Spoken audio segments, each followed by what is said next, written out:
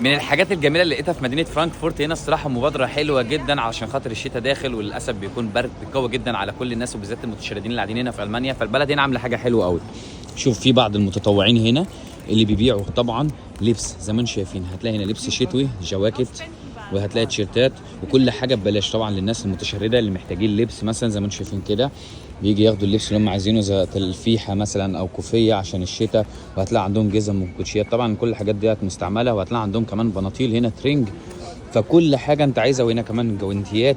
فكل حاجه للناس اللي محتاجاها علشان الشتاء هيلاقوها. برده كذلك هتلاقي تيشيرتات نسائيه، تيشيرتات رجالي، بولوفرات، كل حاجه انت عايزها. فالصراحه انا شايفها مبادره حلوه جدا. ونضارات هنا كمان وجواكت هتلاقوا هناك زي ما انتم شايفين كده، زي جواكت جينز او جواكت نص كم مثلا.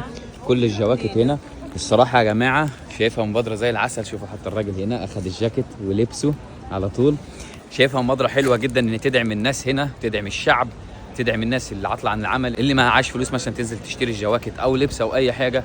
فلا المبادره ديت بيجي ياخدوا اللبس اللي هم عايزينه ببلاش وبنفس الوقت لان الشتاء هنا قوي. فالناس دي بتعوز جواكت حاجات تقيله تدفيهم، لان للاسف بيناموا في الشارع. يعتبر الشارع هو موطنهم الاصل. للاسف فقدوا بيوتهم، فقدوا كل حاجه عملهم، فمبقاش عندهم بيوت او حاجه يدفوا فيها. فبيجي ياخدوا الملابس ديت. بصراحه انا شايفها مبادره جميله قوي.